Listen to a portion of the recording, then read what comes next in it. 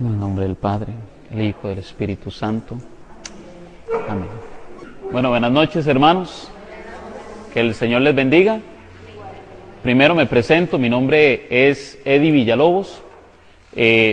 Tal vez algunos de ustedes hayan podido escuchar mi voz a través de la radio. Tenemos un programa todos los lunes a las 11:20 de la mañana llamado Católicos Hoy en Radio Fides 93.1 FM.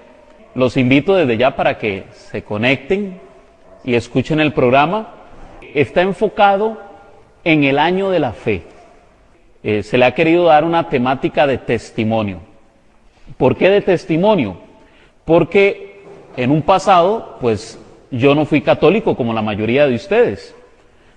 O más bien me alejé de la Iglesia Católica, me separé de la Iglesia Católica y pues el Señor me permitió tener muchas experiencias, conocer mucho del cristianismo no católico hasta del ateísmo, para luego finalmente pues poder compartir con ustedes la fe católica. Amén.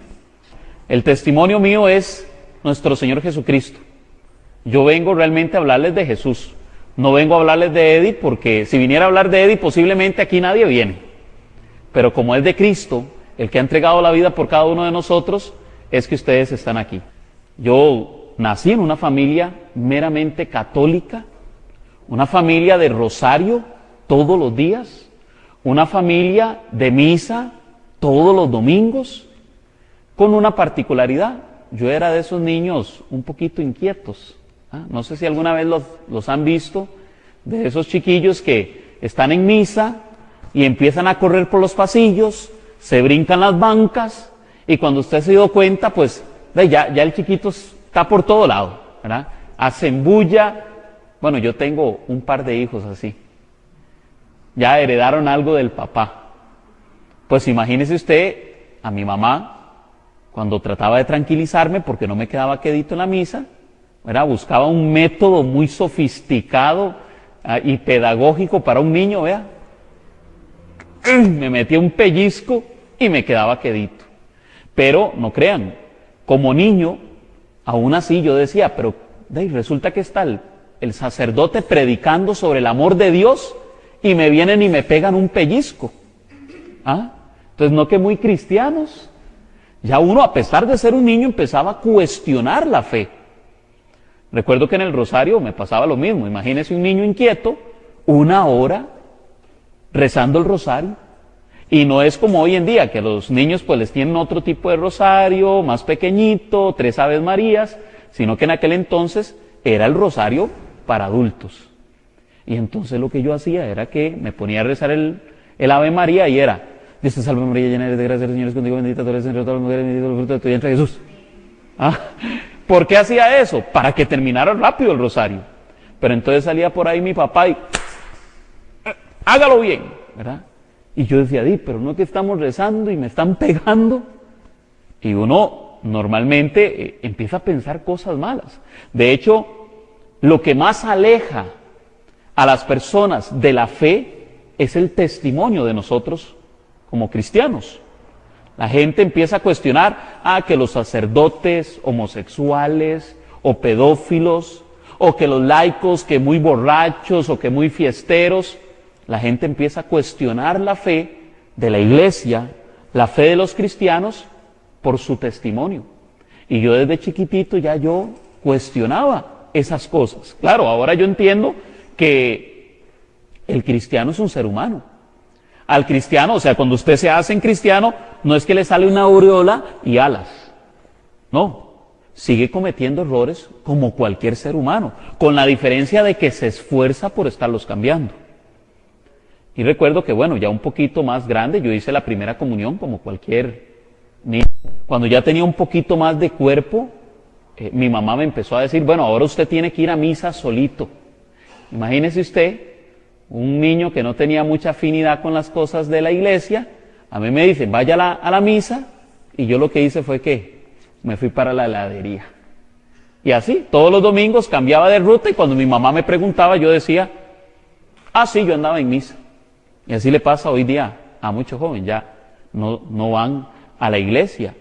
Recuerdo que ya un poquito más grande, me sentía hombre, adolescente, ya simple y sencillamente no volví a la iglesia y empecé a vivir la vida como cualquier joven, a ser loco, ¿verdad? Hice y deshice todo lo que uno puede hacer como joven. Decimos popularmente que hice la vida loca, ¿verdad? Pero no tan loca como la hizo Ricky Martin, ¿verdad? Sí. Pero sí andaba siendo loco, esa es la verdad. Era un buen hijo, eso sí. Yo siempre llegué temprano a mi casa, 4, 5 de la mañana, llegaba con el pancito. No, de hecho, que no es mentira, o sea, yo llegaba con el pan para desayunar, de las fiestas que me pegaba toda la madrugada. Pero siempre que llegaba, a la hora que fuera, 1, 2, 3 de la mañana, yo encontré a mi madre, de rodillas, rezando el rosario, pidiendo por este pecador. Y yo era tan, pero tan malo en ese momento, tan desgraciado, que todavía, en lugar de agradecerle, le decía, ¿para qué hace usted esas cochinadas? Eso no sirve para nada, no ve que yo estoy bien en la calle, no me pasa nada. Claro, ¿qué me iba a pasar si esa mujer pasaba rogándole a Dios para que no me sucediera nada? Y no es mentira, yo recuerdo que en algunas ocasiones yo iba caminando en lugares peligrosísimos y yo veía cómo los delincuentes me pasaban a la par y no me hacían nada, no me asaltaban. Una vez recuerdo que hubo una redada, los policías cayeron y yo estaba en medio de la redada y era como si yo no existiera. Yo pasaba por en medio de los policías y los delincuentes a los que estaban persiguiendo y ni me volvían a ver. Ahora entiendo que es que mi madre mandaba ángeles y arcángeles, bajaba a los santos, la Virgen María estaba rezando junto con mi señora madre, pidiéndole a Dios para que a este pecador no le pasara nada. Recuerdo que, bueno, una vez mi mamá me invitó a ir a una convivencia. Todavía estaba un poco joven, tal vez unos 17 o 18 años. Ya yo había empezado a tener un rechazo total a las cosas de la iglesia. Ella me insistió de que fuera al retiro, como tal vez muchas de ustedes les han hecho a sus hijos, y simple y sencillamente yo no quería. Pero era tanta la necedad que un día le dije, bueno, hagamos un trato. Yo voy al retiro, pero eso sí, usted no me vuelve a insistir que vaya a las cosas de Dios. Y mi mamá me dijo que sí. Ah, buenísimo. Fui al retiro, recuerdo que a la par mía había un muchacho que era drogadicto, otros ladrones. Bueno, yo ahí me sentía como el más bueno de todos. Fariseo definitivamente, ¿verdad? Yo decía, pero ¿qué hago yo aquí, entre tanto pecador? Y yo empiezo a ver cómo a través del transcurso de aquel retiro, aquellos jóvenes empiezan a cambiar. Venían reacios, con los brazos cruzados, y empiezan a decir que han encontrado a Cristo y que ahora de verdad lo han recibido. Y yo los veo alegres, los veo brincando, aplaudiendo, y yo por dentro seco. Simple y sencillamente no sentía nada. Yo miraba a aquellos jóvenes que nos estaban impartiendo el retiro y yo decía, todo eso ya yo lo sé. Ah, yo crecí de siempre en la iglesia católica, ya yo me sé lo que enseñan aquí. Recuerdo que terminó el retiro, nos dijeron, vamos a ir a confesarnos con un sacerdote. Ya algo me habían metido en contra de la iglesia y yo lo que me pensé fue, confesarme yo con un pecador, no igual, no, peor que yo. Pues yo decía que los sacerdotes eran lo peor de este mundo. Y recuerdo que nos pusieron a un misionero, un africano, que se vino de misionero a Costa Rica. Imagínense usted, hay muchos que piensan que para hacer misión hay que irse a África. Y resulta que más bien ellos vienen aquí, ¿ah? Porque aquí es donde está la misión. Y recuerdo que yo hice aquella fila y me topé con aquel sacerdote, negro, unos ojos blanquititicos, así grandotes, pero con un semblante de paz que no podía explicar. Sin embargo, el egocentrismo, ¿verdad? Aquella prepotencia mía, yo llegué y le dije, disculpe padre, yo no vengo aquí a confesarme con usted. Solamente vengo a hacerle una pregunta. ¿Por qué es que yo no siento nada? Yo veo que todos estos jóvenes ya se convirtieron, brincan, patalean, están alegres, y yo la verdad es que no he sentido nada.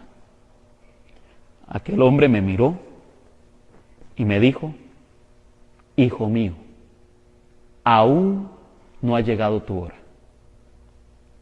Yo me quedé esperando nada más para ver qué más me decía, y me dijo, vete en paz. Yo lo que me pensé por dentro fue, seguramente no sabe ni hablar español, entonces solo eso sabe decir, y fue lo único que me dijo. En el momento yo no entendí lo que quería decir.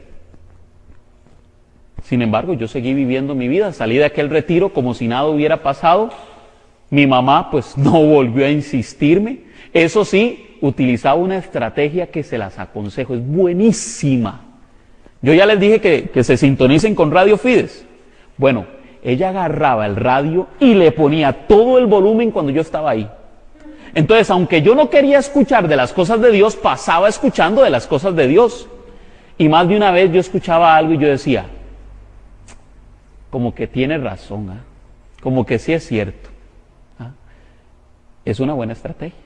Ahí va quedando la semillita. Poco a poco llegará un momento donde sea el tiempo de Dios y esa semillita empiece a crecer y dé frutos. Recuerdo que también, ya inicié a trabajar, ya mayor de edad empecé a trabajar y me tocó trabajar con un abogado. Este abogado resulta que era ateo. Había un grupo, un círculo de abogados, doctores, ingenieros, profesionales, y todos eran ateos. Imagínese usted un joven rodeado de ateos que quieren y están dispuestos a hacer todo lo posible para enseñarle a aquel joven cuál es la verdad. Es decir, no existe Dios. Recuerdo que me compartían libros sobre ateísmo. Llegaban y me sentaban y me decían, léase esto para que conozca cuál es la verdad. Y yo recuerdo que empecé a leer libros muy famosos como El Manifiesto Comunista de Karl Marx, bastante famoso. Libros de todo tipo. Había uno que se llamaba Comunismo y Socialismo. Había otro, ese tenía un título fenomenal.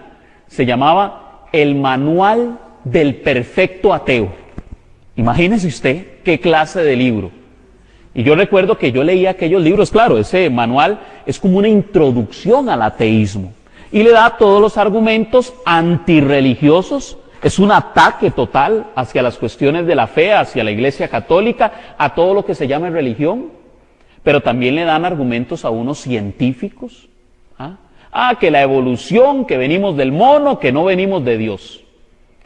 Que el Big Bang y resulta que el universo, una gran explosión y se formó la galaxia y todo lo demás. Y claro, uno empieza a ver todo esto muy interesante. Los argumentos son poderosos. Sin embargo, recuerdo que después de un tiempo de estar trabajando con ellos, estaba en mi casa viendo tele. A mí me encantaban los documentales aquellos de El Planeta Azul, no sé si los recuerdan. Aquellos paisajes hermosos, los animales, aquellos ríos, las montañas, era algo maravilloso, uno se extasiaba de ver las maravillas del planeta Tierra. Y en ese momento que yo estoy cambiando canales, me topo con un documental, justamente sobre el planeta Tierra. El documental trataba de la perfección del planeta Tierra. Hablaba de que, por ejemplo, si no hubiera oxígeno, simple y sencillamente, no hay vida. Si no hubiera agua, simple y sencillamente, no existimos. De hecho, tenemos en la Tierra tantas ventajas para que exista la vida que literalmente tenemos un campo de fuerza invisible. Lo que desearían los científicos hoy día desarrollar, nuestra atmósfera. Es algo que lo hace perfecto porque los rayos solares no pueden penetrar con la intensidad que podrían hacernos daño. Es más, estamos en la posición exacta y perfecta para que el Sol no termine convirtiendo al planeta Tierra en un desierto total o en un cubo de hielo. El documental hablaba también sobre el eclipse solar, algo maravilloso, porque decía que usted ve el eclipse solar y ve cómo el Sol y la Luna calzan de forma perfecta. Usted los ve desde aquí y parece que tienen el mismo tamaño. ¿Quiénes vieron el eclipse total de Sol? ¿Quiénes lo vieron? ¿Ah? Resulta que la Luna y el Sol se acoplan de forma tan perfecta que al final lo que queda apenas es un anillito de luz. ¿Lo recuerdan? Pues resulta que el argumento de ellos es el siguiente. El Sol es 400 veces más grande que la Luna. Imagínense. Sin embargo, cuando lo vemos desde aquí, desde la Tierra, pareciera que son del mismo tamaño. ¿Por qué se da esto? ¿Y por qué este fenómeno solo se da en el planeta Tierra? Porque resulta que, si bien es cierto, el Sol es 400 veces más grande, también la distancia que hay del Sol a la Tierra es 400 veces más largo que lo que hay de la Luna al planeta Tierra. Y eso nos permite poder ver como si fueran del mismo tamaño. Recuerdo que al final, pues, del documental sale un hombre diciendo: imagínense que yo me encontré este reloj en la arena. Yo llego, lo tomo y resulta que el reloj es perfecto. La hora, los minutos, los segundos son exactos. Y yo llego a la conclusión de que este reloj se hizo solito, de la nada. Resulta que yo llego a la conclusión de que como lo encontré en la arena, la atmósfera ahí, la presión, la arena, todos los componentes ahí, hicieron que se formara este perfecto reloj. ¿Ustedes lo creerían? Yo recuerdo que en ese momento yo caí en cuentas y dije, ¿cómo es posible que yo crea que el planeta Tierra, que el universo, se creó de la nada? De hecho, los mismos científicos dicen que de la nada, nada sale. Si yo le digo a usted que tome la nada y haga algo, ¿qué puede hacer? Nada. Por conclusión, yo llego y digo, ¿cómo voy a creer que no existe un Dios? Ese era el fin del documental, demostrar que existe Dios. Ahora, como católico, me doy cuenta que el argumento era de un católico, aunque el documental era evangélico. Resulta que un fiel católico científico fue el que llegó a decir, yo voy a llegar a dejar de creer en Dios el día que se me demuestre que un reloj puede existir sin relojero. Obvio que tiene que haber un relojero. Bueno, resulta que aún así, yo recuerdo que llegué y concluí y dije, sí, debe de existir un Dios, pero no me afecta en mi vida. Y seguí viviendo mi vida loca. A veces, y la iglesia en esto ha sido muy clara, la razón no nos da el don de la fe. El don de la fe es un regalo de Dios. Puede que yo sea una persona muy inteligente, cosa que no estoy diciendo que lo sea, pero la sola razón no nos puede llevar a la fe. La razón nos puede ayudar, nos puede motivar, puede ser propicia para la fe, siempre y cuando tengamos una buena intención del corazón. Yo recuerdo que simple y sencillamente dije, bueno, existe Dios, pero no afecta mi vida. Es decir, me convertí en un agnóstico, abandoné la bandera del ateísmo y tomé la bandera del agnosticismo. Ateo significa no Dios. Agnóstico significa no conozco a Dios. Es decir, no tengo el conocimiento sobre Dios. Y ninguno de los seres humanos lo tiene tampoco. Las religiones no la tienen, ni ningún cristiano, ni ninguna otra cultura tiene el conocimiento de Dios para que vengan a decirme nada.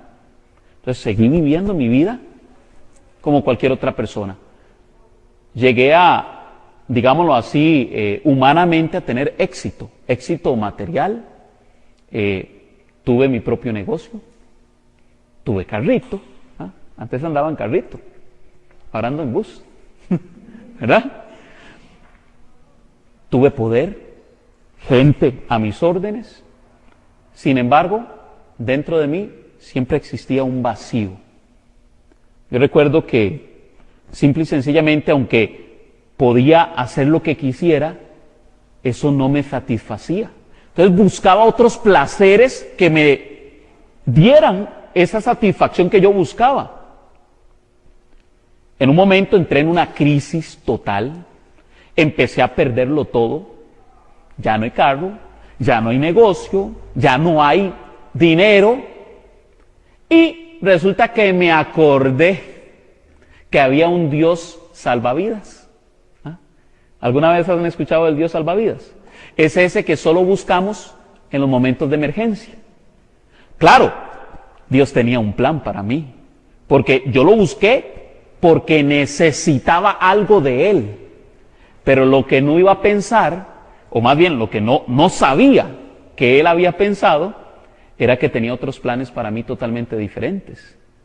Yo recuerdo que yo le empiezo a pedir a Él muchas cosas. Lo primero que hice fue buscar alguna iglesia donde congregarme. Yo dije, aquí hay que buscar a Dios porque estoy mal. Me quitaron todo como el famoso Job. Aquí es buscando a Dios. Y recuerdo que busqué una iglesia pentecostal. Se hizo un llamado. Venga, reciba a Cristo como Señor y Salvador y será salvo. Por lo menos así se lo dan a entender a uno. Y yo recuerdo que no lo pensé, yo sinceramente se los digo, yo ni siquiera lo medité, simple y sencillamente caí desplomado de rodillas, llorando lágrimas amargas y pidiéndole a Dios perdón por todo lo malo que había hecho. Me reconocí pecador, cosa que yo jamás en la vida. Yo decía que yo era muy bueno, aunque andaba haciendo cosas malísimas. Es que yo como no mato a nadie. Es el dicho hasta de mucho católico. Es que yo no robo. Yo no mato, yo no miento. Dicen, ¿verdad? Que no mienten. Entonces soy muy bueno. Yo recuerdo que no, yo quedé desnudado ante la presencia de Dios y yo le dije, Señor, perdóname porque te he ofendido. Y recuerdo que llegó como una luz a mi cabeza, donde escuché una voz que me decía, hijo mío, ahora ha llegado tu hora. Inmediatamente me vino a la memoria aquel sacerdote católico que me había dicho aquellas palabras y las entendí. Pero estaba en un culto evangélico. Dios ya estaba trabajando para mi proceso de conversión. Recuerdo que, como era un aficionado a la lectura, lo primero que me dio fue un deseo de conocer sobre la palabra de Dios. Y recurrí inmediatamente a este maravilloso libro que nos ha regalado la Iglesia Católica. No todos lo saben, pero es que lo que nuestros hermanos evangélicos le llaman palabra de Dios es capital católico. Fue la Iglesia Católica la que definió cuáles son los libros inspirados. Yo recuerdo que esta Biblia que ustedes ven en mis manos fue mi primer Biblia. Yo la compré cuando todavía no era católico. Lo que me gustó es que la Biblia traía un CD. Entonces agarré el CD, lo puse en la computadora y adivinen qué pasó con la Biblia. Se llenó de polvo. Nunca la volví a agarrar. Y entonces yo estaba entretenidísimo porque venía historia del cristianismo, historia de la iglesia, historia de la Biblia, bueno, cosas. Pero era una afición por la lectura lo que yo tenía. Cuando realmente yo me convierto al Señor, me acuerdo que tengo una Biblia y recurro a esa Biblia. Sin saberlo, una Biblia católica. Una vez más, Dios ya estaba presentándome la fe católica sin que yo lo supiera. Porque para mí, en aquel momento era lo mismo una Biblia católica que una Biblia evangélica. Traen los mismos versículos, la misma Biblia. No sabía las grandes diferencias que hay entre una Biblia católica y una evangélica. Sin embargo, pues yo empecé a leerla de principio a fin, como buen evangélico. Nadie me enseñó, yo aprendí solito, ¿verdad? En la Iglesia Católica se enseña que para leer la Biblia primero hay que empezar por el Nuevo Testamento. Pero yo, como buen evangélico, agarré el Antiguo Testamento y empecé, hasta que llegué al Nuevo Testamento y finalmente al Apocalipsis. Además de la Biblia, recuerdo que me integré a un grupo ecuménico. Digo ecuménico entre comillas, porque no importa si usted es protestante luterano, no importa. No importa si usted es pentecostal, si usted es bautista, no importa si es católico. Venga, aquí no le hablamos de religión, le van a decir. Aquí no le hablamos de religión, aquí solamente hablamos de Jesucristo y lo que Cristo ha hecho en nuestra vida. Y yo dije, qué bonito, aquí verá, no hay pleitos entre los hermanos, todos se dan la mano, todo es una pura felicidad. Y yo me la creí. Lo que después me enteré es que no era como me la pintaban. ¿Por qué? Porque le daban a uno muchos libros. Le decían, bueno, aquí hay libros de esto, se los recomiendo. Y resulta que los libros, muchos de ellos hablaban en contra de la Iglesia Católica. Y como yo era buen lector, yo me compraba 3, 4 libros por semana y me los leía. Y empecé a agarrar un cierto rechazo hacia la Iglesia Católica. Este grupo, irónicamente, le dicen a usted, vuelva a la iglesia de sus padres. Pero resulta que los que son católicos, algunos vuelven a la Iglesia Católica. Y otros dicen, no, es que lo que aprendí ahí es que la Iglesia Católica no es la Iglesia de Cristo, y se terminan yendo de la Iglesia Católica. Recuerdo que poco a poco fui conociendo un poco más de la doctrina evangélica, me uní a grupos ya un poco más sectarios, testigos de Jehová, adventistas del séptimo día, mormones.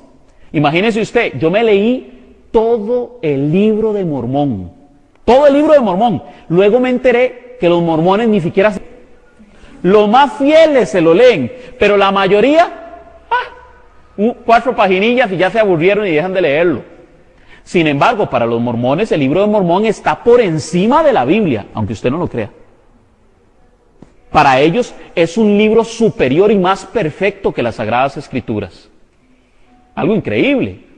Yo recuerdo que yo hice una comparación y legítimamente vi que era una falsa copia de la Biblia, porque básicamente el libro de Mormón tiene un montón de historias que se ve que están copiadas de la Biblia y mal redactadas tras de eso.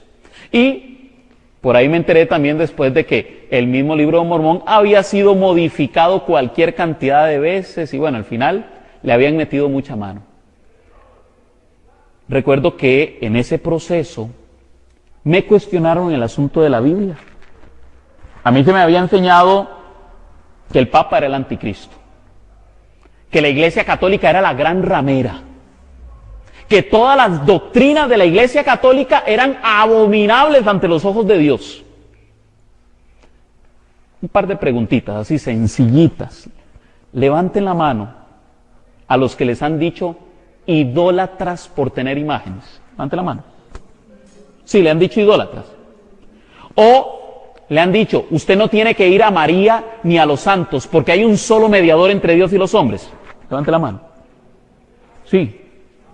La gran mayoría, que el purgatorio no existe, que la Eucaristía es simbólica. Bueno, les voy a confesar algo. Yo era de esos que andaban atacando al católico. ¿Por qué? Porque si bien es cierto, a usted como católico le enseñan a ser muy ecuménico. Claro, en un sentido no real de lo que significa realmente la palabra ecumenismo. Pero se le enseña que usted debe ser muy ecuménico. Sí, usted... A nosotros como católicos se nos enseña que hay que amar a nuestros hermanos evangélicos, ¿sí o no? ¿Alguna vez en la iglesia le han dicho que hay que odiar a los evangélicos? ¿Verdad que no? Yo tampoco les vengo a hablar de eso. Yo no les estoy diciendo aquí que es que los evangélicos se van a condenar o que un testigo de Jehová va para el infierno, ¿verdad que yo no he dicho eso? No. Pero resulta que fuera de la Iglesia Católica el concepto que ellos tienen es muy diferente al suyo. Para el evangélico, usted, solo por ser católico, ya está condenado. Si usted dice, soy católico, pobrecito, se fue al infierno. Tiene que aceptar a Cristo como Señor y Salvador.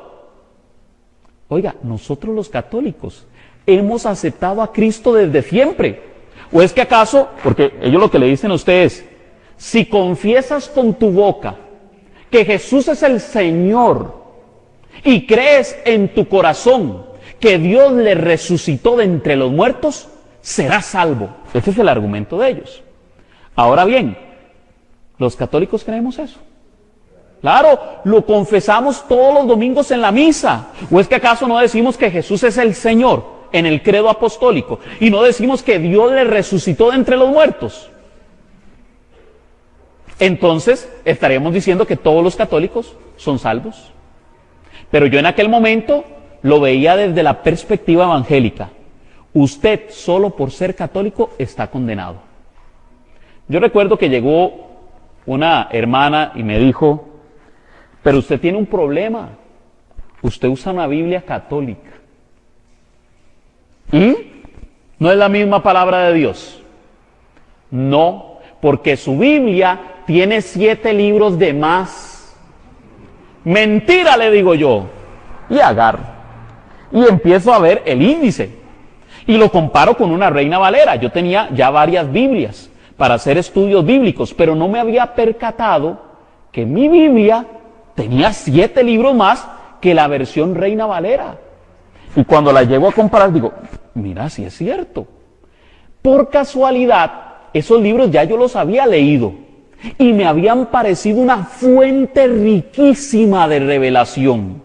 De hecho, varios de esos versículos me habían dado respuesta a muchas inquietudes que yo tenía como evangélico. Recuerdo una vez, yo tengo un amigo, se llama Leonardo Incera, él fue teólogo bautista, pero no el promedio de teólogo evangélico. Él estuvo estudiando 4 años en un seminario evangélico. Es decir, él no era que iba a estudiar, es que él vivía donde estudiaban como lo hacen los sacerdotes católicos. Él se graduó como teólogo bautista. Y él me decía, yo hice mi tesis de teología en el libro de los Proverbios. Si yo hubiera sabido que existía el libro de la sabiduría de Salomón, que tiene todavía textos más ricos, para poder haber hecho la tesis, lo hubiera hecho con ese. Porque a mí me parecía maravilloso, me decía él, el libro de los Proverbios, pero el libro de sabiduría es tan bello. Es que la gente no sabe, por no leerlo, por no conocerlo, terminan rechazándolo. Yo recuerdo que en ese momento hubo como una oposición dentro de mí de que no, esto está mal. Como que estos libros no pueden dejar de ser inspirados solo porque alguien lo diga. Recuerdo que ese mismo día yo llego y empiezo a cuestionar a mi papá. Mi papá es un hombre de mucha fe, pero es un hombre muy sencillo. Él no le habla a usted si no va a decir algo contundente. Él no discute con usted si no le va a decir algo que tenga la verdad.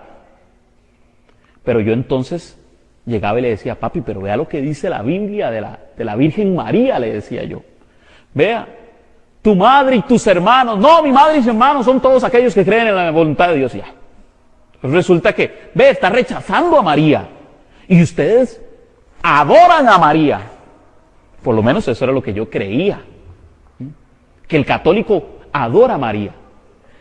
Y recuerdo que él me decía, no, Eddie, nosotros no adoramos a María, nosotros la veneramos.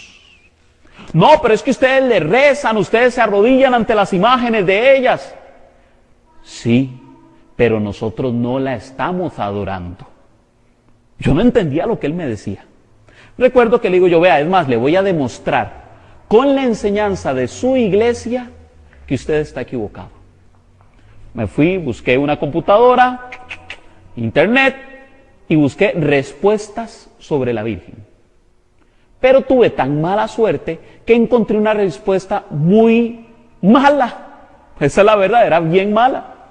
Decía la respuesta que en las apariciones de la Virgen María, la iglesia nunca aprueba las apariciones, sino que las niega. ¿Cómo es eso? Sigue uno leyendo y decía, es que la iglesia cuando va a declarar algo sobre una aparición dice así: no hemos encontrado nada en tal aparición que contradiga la fe de la iglesia. Entonces lo están negando, no lo están afirmando. Ese era el pretexto mío, ¿verdad? Yo decía, si la iglesia fuera contundente diría, sí, encontramos que todo lo que se dice en esta aparición es verdadero y conforme a la iglesia católica. Pero no, como decía, no encontramos nada que contradiga la fe de la iglesia. Entonces yo decía que lo negaban. Y yo llegué donde mi papá y le enseñé aquel documento. Vea él, solo le voy a decir una cosa más, para que no sigamos discutiendo. Si la iglesia católica lo dice, es porque es cierto, y se acabó. Pero papi, se lo voy a repetir una vez más. Si la iglesia católica lo dice, es porque es cierto, y se acabó. Yo me pensé por dentro, pobrecito mi papá, ya le lavaron el cerebro. Recuerdo que mi mamá estaba escuchando ahí tras bambalinas y muy astutamente llegó y se le ocurrió llamar a una persona. Un conocido de nosotros, tiene un cierto parentesco conmigo, por eso normalmente nos llamamos primo, aunque no somos primos, pero nos decimos primos. Y me dice mi mamá, acabo de hablar con fulanito. No les voy a decir el nombre porque él me ha pedido siempre reservarlo. ¿Por qué? Porque la gloria es para Dios. Amén. Resulta que le dice a mi mamá, dígale que me llame, que hablemos de la palabra de Dios con Biblia en mano. Y dije, sí, con Biblia en mano, sí. Y yo llego y lo llamo, ¿y qué, primo? ¿Todo bien? Véngase para acá. Y claro, yo llegué, me fui para allá y nos sentamos a conversar. Para mi sorpresa, él me dice, bueno, ahora sí, hablemos de la palabra de Dios. Claro, yo tenía un concepto muy bueno de él, porque desde que yo era niño recuerdo que él siempre ha estado en los caminos del Señor, pero en la iglesia católica. Ha sido un hombre de mucho testimonio de vida. Resulta que desde niño él estaba en los grupos de la iglesia, él era el que andaba invitando a los demás jóvenes a que se unieran al grupo de la iglesia. Ya un poco más adulto se convirtió en predicador católico y hasta anduvo fuera del país predicando como misionero. Entonces para mí era aquel concepto de, es que ese sí es un buen católico. Pero yo me pensé, imagínese usted, si así es como católico, ahora imagínese cómo será evangélico. Me voy a ir a convertirlo. Claro, y cuando yo me siento con él, no sabía que él tenía otros planes para mí. Recuerdo que empezamos a hablar de muchos temas, entre ellos el famoso tema del canon bíblico. Claro, los argumentos que él me daba sobre la historia del canon bíblico eran contundentes. Realmente las sociedades bíblicas arrancaron los libros deuterocanónicos solo por un asunto de intereses económicos, porque ya no iban a recibir dinero de otros grupos. Y si seguían imprimiendo las Biblias con los libros deuterocanónicos, simple y sencillamente les quitaban el dinero. Claro que se inventaron sus argumentos para quitarlos. Y empezaron a decir que la iglesia católica los añadió y que la iglesia estaba equivocada y demás. Pero hubo un tema en particular que es crucial en esto de la fe católica y la fe evangélica o no católica. Es el tema de las imágenes. Yo recuerdo que él llegó y me dijo, bueno, a ver, ¿qué tema quiere usted conversar? Yo de una vez iba pero con los tacos de frente. El tema de las imágenes. Entonces llega él y me dice, a ver, ¿en qué parte de la Biblia habla sobre las imágenes? Lo tenía listo de una vez. Éxodo capítulo 20. Si usted tiene la Biblia por ahí, sería bueno que lo lea. Éxodo capítulo 20, versículo 3 en adelante. Yo llegué y le dije, no tendrás otros dioses fuera de mí. No te harás estatua, ni imagen alguna de lo que hay arriba en el cielo, abajo en la tierra, ni en las aguas debajo de la tierra. No te postrarás ante esos ídolos, ni les darás culto. Palabra de Dios. Recuerdo que yo decía, ya con esto lo fulminé. Con esto ya no hay otra respuesta. Y él me dice, entonces no me puedo hacer ningún tipo de imagen. No, ningún tipo de imagen. ¿Tener imágenes es pecado? Sí, tener imágenes es pecado. Ya. Y entonces, ¿por qué Dios manda hacer imágenes? No, Dios no manda hacer imágenes. ¿A dónde está eso en la Biblia? Porque lo crucial de esto es, ¿dónde lo dice en la Biblia? Así le enseñan a uno fuera de la Iglesia Católica. Si está en la Biblia, yo lo creo. Si no está en la Biblia, no lo creo. Recuerdo que este hermano me dice, bueno, hagamos una cosa. Primero veamos el texto dentro de su contexto. ¿Por qué? Y les voy a decir una frase, espero que se la aprendan. Un texto fuera de contexto nos lleva a un pretexto. ¿Se la aprendió? Repítala conmigo. Un texto fuera de contexto nos lleva a un pretexto. Así de sencillo. Resulta que llega él y me dice, vamos a ver. Número 1, dice Éxodo 23. Oiga lo que dice. No tendrás otros dioses fuera de mí. ¿Verdad? No tendrás otros dioses. Me hace él esta pregunta. ¿Dónde la Iglesia Católica ha enseñado que la Virgen María o los santos son dioses? Yo, siendo un evangélico sincero, yo tenía que admitirle que no. La Iglesia Católica no enseña ni que María ni que los santos son dioses.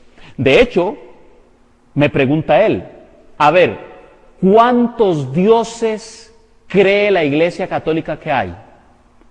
Yo fui a catecismo de niños. Es lo primero que le enseñan a un niño. Y yo le dije, un solo Dios. En la Iglesia Católica no puede haber idolatría porque nosotros creemos que hay un solo Dios verdadero. Padre, Hijo, Espíritu Santo. Un solo Dios verdadero en 3 divinas personas. Amén.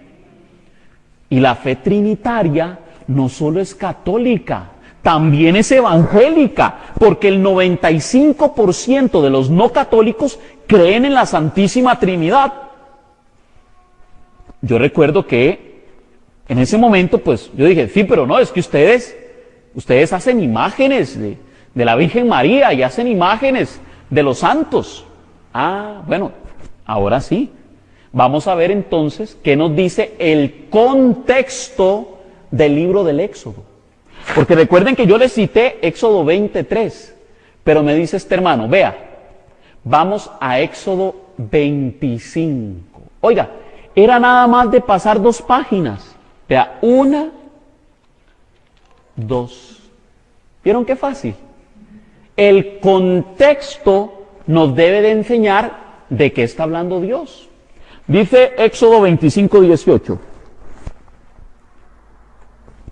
Dios le está hablando a Moisés. Y resulta que Dios le está dando las indicaciones de cómo va a ser el arca de la alianza.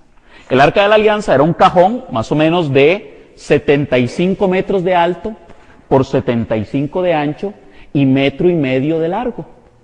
Pero sobre el arca le dice Dios a Moisés, asimismo harás 2 querubines de oro macizo y los pondrás en las extremidades de la cubierta.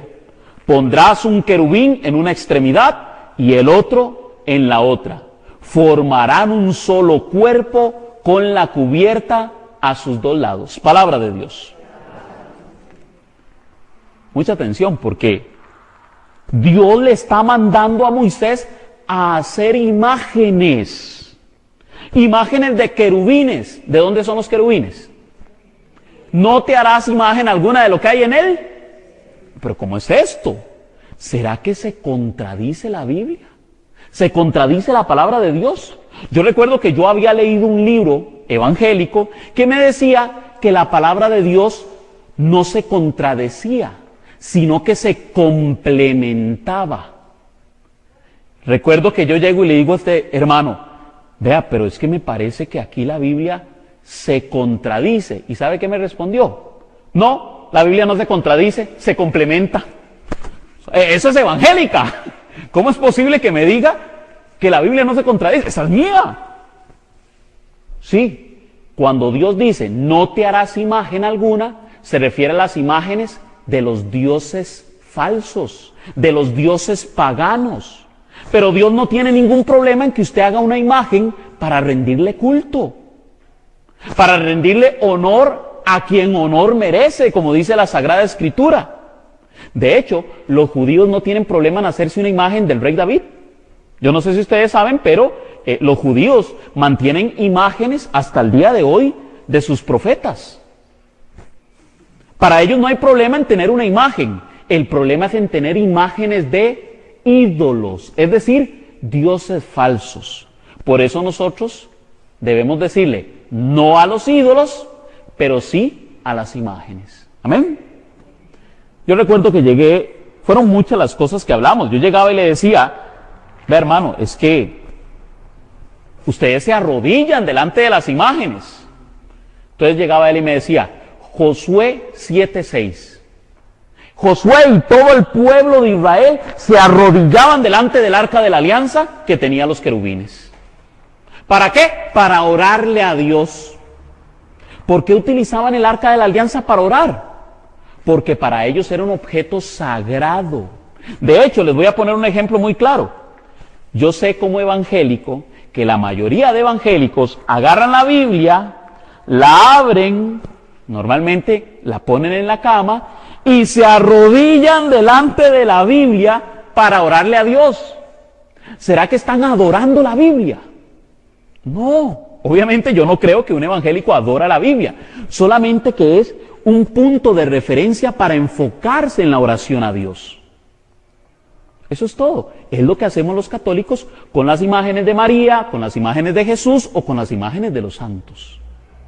Yo recuerdo que fueron muchos los argumentos. Yo llegaba y le decía, pero es que ustedes se van a la Virgen de los Ángeles. Claro, yo no le llamaba la Virgen de los Ángeles.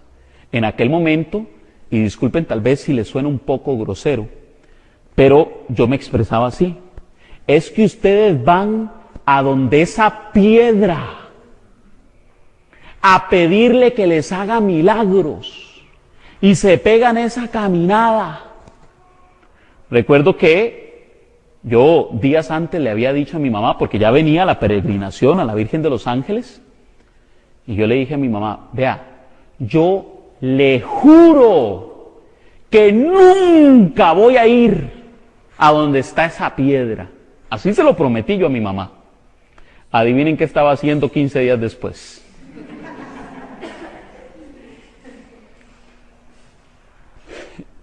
Llega y me dice este hermano, imágenes que hacen milagros. Números capítulo 21. En el libro de los Números, resulta que una vez más Dios se dirige a Moisés. El pueblo de Israel se ha rebelado contra Dios y contra Moisés. Dios les manda un castigo, serpientes en el desierto. Las serpientes empiezan a morder a los judíos y empiezan a morir varios judíos. Pues resulta que entonces se dirigen donde está Moisés y le piden a Moisés que interceda. ¿A qué le suena eso? Interceda ante Dios por ellos. Dios se va donde Moisés y le dice que salve al pueblo de Israel. Y vean lo que le contesta Dios a Moisés. Números capítulo 21, versículo 8. Y Yahvé le dijo a Moisés: hazte una serpiente ardiente y colócala en un poste. El que haya sido mordido al ver la serpiente sanará. Moisés hizo una serpiente de bronce y la puso en un poste. Cuando alguien era mordido por una serpiente, miraba la serpiente de bronce y se sanaba. Palabra de Dios. Me pregunta este hermano, dígame una cosa. ¿Qué iglesia, cuál iglesia ha predicado que Dios es tan poderoso que puede utilizar imágenes para hacer milagros? Adivinen qué respondí yo. La iglesia católica. Era la única opción. Yo no tenía otra. Solo la iglesia católica no limita el poder de Dios. Porque, vean, disculpen, es que Dios los puede utilizar a ustedes para hacer un milagro, dígame. ¿Verdad que sí? ¿Son ustedes pecadores? ¿Cómo es esto? Dios utiliza pecadores para hacer milagros y no puede utilizar cosas inertes para hacer milagros. No, de hecho nos dice la Sagrada Escritura que con los pañuelos de Pablo la gente se sanaba. Claro, Dios ve la fe de aquella persona y le concede el milagro. ¿Quién hace el milagro? ¿Dios o el pañuelo? Por supuesto, lo mismo pasa con la imagen. El milagro lo hace Dios, pero Dios también quiere ver una muestra de fe. Por eso le pedían a los judíos que caminaran hasta la imagen de la serpiente de bronce y que fueran a verla.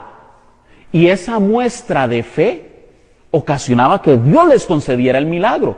Nosotros los católicos creemos que Dios concede el milagro, no que la Virgen María hace el milagro. Si bien es cierto, la Virgen María puede interceder, como lo hizo Moisés, y como lo hizo ella en las bodas de Caná, entonces María intercede y Dios hace el milagro. Amén. Bueno, yo recuerdo que cada vez que argumentaba yo algo, este hermano llegaba y me sacaba 5, 10 versículos que respaldaban la enseñanza de la Iglesia Católica. Yo llegaba y le hablaba en contra de la Virgen María y resulta que él me sacaba 10 versículos a favor de la Virgen María. Yo decía, pero ¿cómo puede ser esto? Si yo soy el que tengo la razón, yo soy el evangélico, yo soy el que creo en la palabra de Dios, ¿cómo es posible que un hermano católico venga y me saque más versículos que yo? Recuerdo que hablamos cualquier cantidad de temas. Hablamos sobre la autoridad de la iglesia y las Sagradas Escrituras son abundantes en demostrar que la iglesia tiene un orden jerárquico, en que hay un papa. Así lo dice Mateo 16, 18. Tú eres Pedro y sobre esta piedra edificaré mi iglesia. Los poderes del infierno jamás prevalecerán contra ella. Y para que no quede duda, ¿qué hace Jesús? Yo te daré las llaves del reino de los cielos. Todo lo que tú, Pedro, ates, atado quedará en el cielo. Y todo lo que tú desates, desatado quedará en los cielos. Yo recuerdo que yo ese versículo lo había leído cualquier cantidad de veces. Sin embargo, no lo había entendido hasta que ese hermano me lo explicó. Es claro que Cristo le está dando una autoridad. ¿O es que acaso si yo llego aquí y le digo a alguno de ustedes, hermano, estas son las llaves de mi casa. A quien usted deje entrar a mi casa es como si yo lo dejara entrar.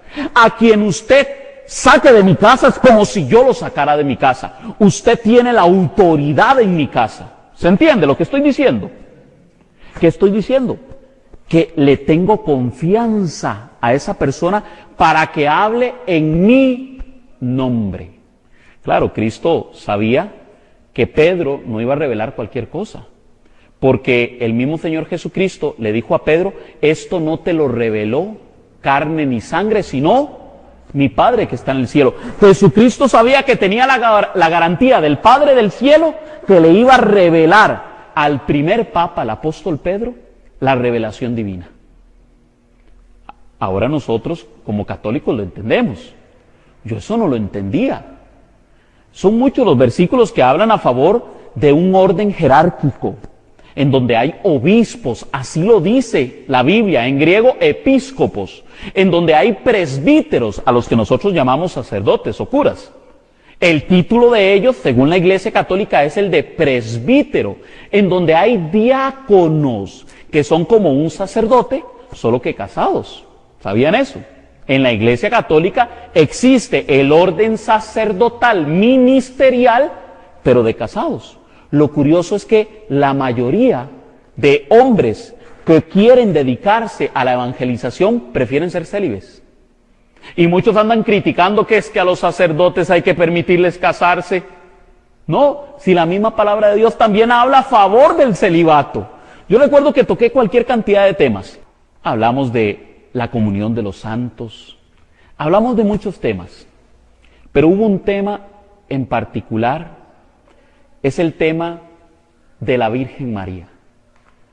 Recuerdo que yo llegué y le dije a este hermano, vea, hay un tema que ya yo me he estudiado muy bien, y definitivamente yo no puedo compartir con la Iglesia Católica. Es el tema de la Virgen María. Recuerdo que este hermano llegó y me dijo, ay hermanito, vea, no me hable de ese tema, no me hable de ese tema. No ve que es mi favorito, me dice. Yo había visto todos los argumentos que normalmente se dan en contra de la Virgen María.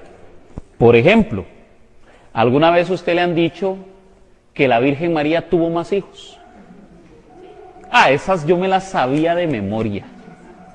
Claro, porque al católico se le ha enseñado toda la vida que la Virgen María fue siempre virgen, que no tuvo más hijos.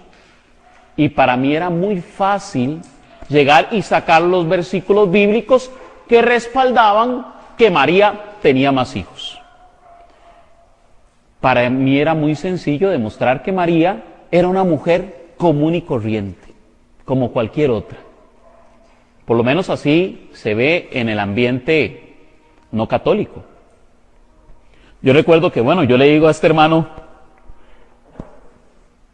que el único tema que definitivamente yo no voy a compartir es el tema de la Virgen María.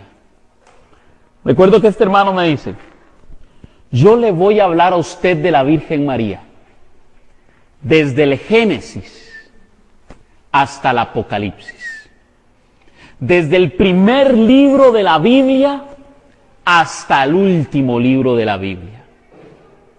Yo recuerdo que a mí se me pararon los pelos, literalmente, porque ya veníamos hablando de muchos temas. Yo llegué a ese lugar tipo 5:30, 6 de la tarde, y fui saliendo de aquel lugar casi a las 11:30, 12 de la noche. Imagínese usted. Yo llego y le digo a este hermano, no, pero es que Jesús rechaza a la Virgen María, ni siquiera la reconoce como madre. Recuerdo que este hermano me dice, la Virgen María está en las Sagradas Escrituras y es una orden venerar a la Virgen María. Yo recuerdo que le digo, ¿y dónde está eso en la Biblia? ¿En qué parte de las Sagradas Escrituras? Lucas, capítulo 1, versículo 48. Oiga lo que dice la palabra de Dios.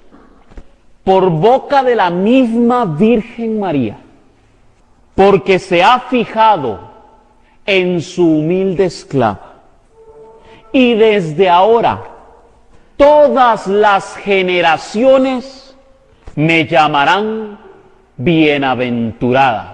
Palabra de Dios. Me dice este hermano, lo dice la Biblia, ¿verdad que sí? Y yo, sí, lo dice la Biblia. ¿Usted cree en la palabra de Dios? Digo yo, sí, yo creo en la palabra de Dios. Entonces usted hace lo que le dice la palabra de Dios. Sí, yo hago lo que me diga la palabra de Dios. A ver, entonces diga conmigo, bienaventurada Virgen María.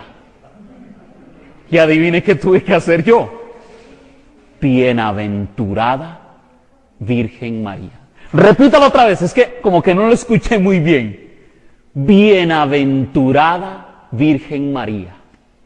Ahora repítaselo a sus hermanos, a sus primos, a sus tíos, a sus hijos, a sus abuelos, porque todas las generaciones me llamarán bienaventurada. Claro, fueron muchos otros también los versículos.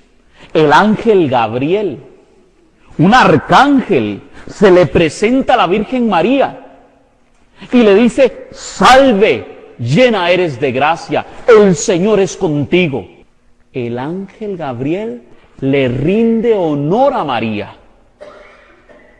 Isabel, llena del Espíritu Santo, proclama: bendita eres entre todas las mujeres y bendito el fruto de tu vientre.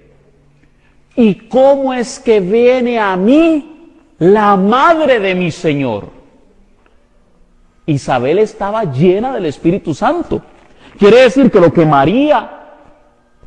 lo que Isabel está proclamando es movido por el Espíritu Santo. Ahora bien, ¿quiénes son los que llaman a María bienaventurada? La llena de gracia, la bendita entre todas las mujeres. ¿Los católicos o los evangélicos? Entonces, ¿quiénes son los que están llenos del Espíritu Santo? Es más, si usted quiere llenarse del Espíritu Santo, como lo hizo Isabel, lo único que tiene que hacer es llamar a María bienaventurada, bendita entre todas las mujeres, la llena de gracia. Amén. Claro, fueron muchos los versículos que tocamos. Fue algo maravilloso. Para mí fue como cuando a Pablo se le presentó Jesucristo. Porque mi conversión no es como la de otros conversos. La mía fue de un solo, fue un boom, fue como si me botaran del caballo. Y cuando se me muestra toda la enseñanza de la Iglesia Católica desde la Biblia, es como si me hubieran quitado las escamas que se le hicieron a Pablo. Recuerdo que al final este hermano me tocó un tema. Él me empezó a preguntar, me decía: hermano, una preguntita. ¿Usted sabe qué es la Eucaristía? Entonces yo le decía: sí, claro que yo lo sé. Por dentro yo me pensaba: es simbólica. No, pero hermano, es que este tema es importante, me decía él. Es importante que usted lo sepa. ¿Usted sabe de qué estaba hablando Jesús en la última cena? Y yo le decía: no, sí, claro, yo eso sí lo tengo bien claro. Es simbolismos. Vea, hermano, es que es importante que usted lo entienda, que lo conozca. No, yo eso lo tengo muy claro, le decía. Pero como él vio que ya era tarde, 11:30 de la noche, dice: bueno, hagamos una cosa. Le voy a dar el testimonio de Fernando Casanova, un ex pastor pentecostal, que no solamente fue un ex pastor de esos pastores que abren una cochera y ya hacen su iglesia. No, es que era un pastor formado. De hecho, él era profesor de teología evangélica, un cerebrazo de hombre. Pues resulta que este pastor dice que las Sagradas Escrituras le convencieron de que la Iglesia Católica es la iglesia que fundó Jesucristo. Amén. Yo recuerdo que me fui para la casa, estaba mi mamá y mi papá esperándome todavía. Llegué yo con el CD y me dice mi papá: ¿y cómo le fue? Yo llegué y le dije: no, pues, sí, como que usted tenía razón. Si la Iglesia Católica lo dice, es porque es cierto. Y se acabó. Amén. Recuerdo que, bueno, le digo yo, pero me dieron este CD para que lo viera. Era tarde, pero digo yo, voy a probarlo un momentito, nada más para verle el principio. Lo pongo y la cosa se puso buena. 2 horas de testimonio. Recuerdo que justamente Fernando Casanova tocó el tema de la Eucaristía, algo increíble, algo maravilloso. Yo no me lo esperaba, ni lo entendía, yo no sabía de qué era lo que me quería hablar aquel hermano. Pero cuando veo la explicación sobre la Eucaristía, la presencia real de Cristo en cuerpo, sangre, alma y divinidad en las especies del pan y del vino. Este es mi cuerpo, esta es mi sangre. El que come mi cuerpo y bebe mi sangre tiene vida eterna. Recuerdo que eso fue un boom para mí. Termina el testimonio de Fernando Casanova. Yo me voy para mi cuarto, dispuesto a descansar. Abro el candado de la puerta, ingreso a mi habitación y me topo con la sorpresa de que en una mesita de noche que yo tenía, aparece un libro. Yo tomo aquel libro inmediatamente, lo veo y dice, Respuestas Católicas. ¿Quién me puso esto aquí? Me fui donde mi papá, que aún no se acostaba. Él se quedó conmigo viendo el testimonio de Fernando Casanova.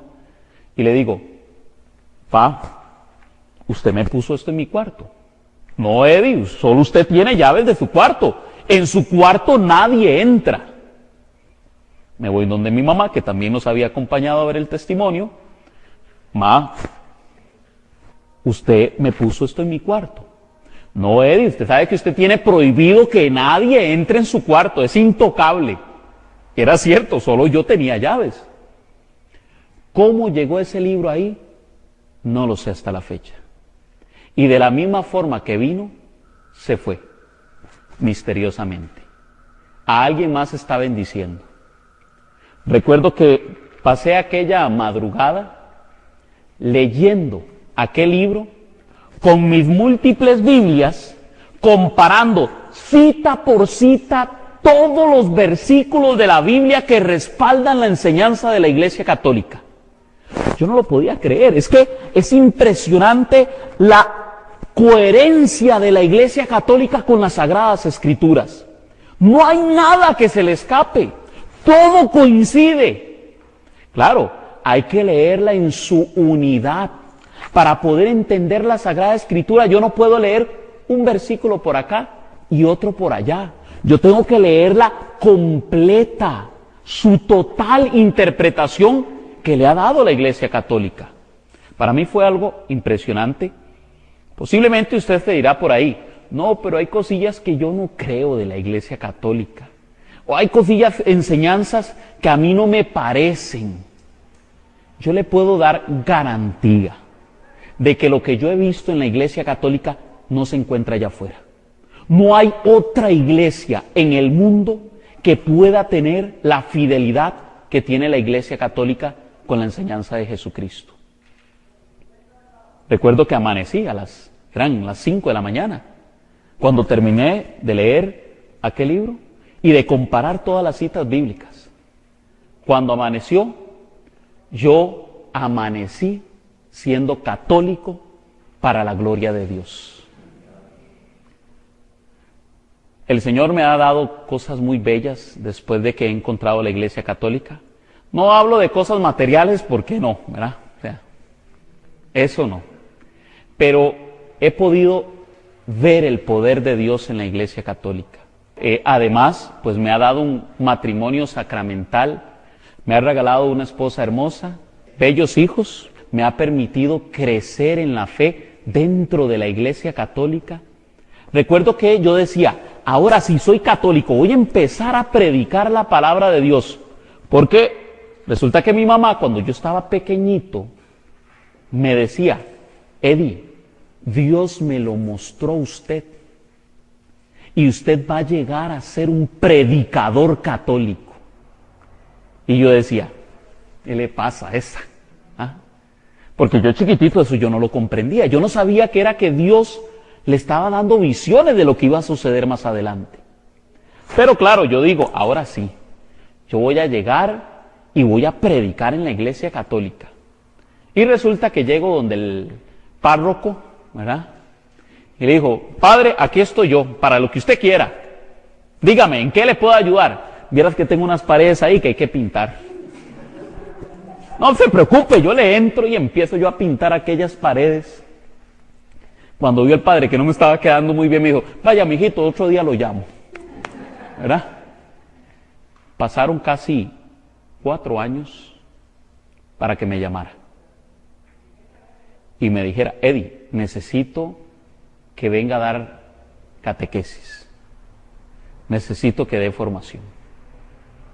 Mucho católico dice, es que a uno le cierran las puertas en la iglesia católica. Es que en la iglesia católica no lo dejan a uno que el espíritu fluya. No, yo he escuchado esas expresiones dentro de la iglesia católica. Pero es que hay un tiempo para todo. Dios tiene un tiempo para todo. Y Él sabía que yo necesitaba mucho más conocimiento sobre la iglesia católica. Porque si había aprendido mucho aquel día, todavía me faltaba mucho. Y me sigue faltando mucho que aprender sobre la iglesia católica. Es que la iglesia católica es tan rica en enseñanza que no hay forma de agotarla. Ni los teólogos más eminentes que tiene hoy día la iglesia católica pueden decir que lo saben todo sobre la iglesia. Son 2000 años de enseñar la palabra de Dios. 2000 años de evangelizar a todas las naciones. No puede haber otra iglesia como la iglesia católica. Amén. Bien, yo termino nada más invitándolos a que se sigan formando. Que usted aprenda más sobre la defensa de la fe. Nosotros nos dedicamos a lo que es la apologética, es decir, a la defensa de la fe o a las respuestas de la fe católica. Nos basamos en un versículo bíblico, por supuesto, como todo en la iglesia católica. Dice Primera de Pedro, capítulo 3, versículo 15. Primera de Pedro 3:15. Dice así: estén siempre dispuestos para dar una respuesta a quien les pida cuenta de su esperanza, pero háganlo con humildad y sencillez. Palabra de Dios. Nuestro primer papa, el apóstol Pedro, nos enseña a dar respuestas sobre nuestra fe católica. Así lo dice Primera de Pedro 3:15. Nosotros deberíamos de estar respondiéndole a nuestros hermanos con humildad y sencillez. O sea, que yo he notado en el evangélico es que cuando usted le habla con claridad, empieza a respetar al católico. Un evangélico que ve que usted se forma, que usted lee la palabra de Dios y por sobre todo que tiene un testimonio de vida congruente con las enseñanzas de su iglesia, ese hermano va a empezar a cambiar la visión que tiene sobre los católicos.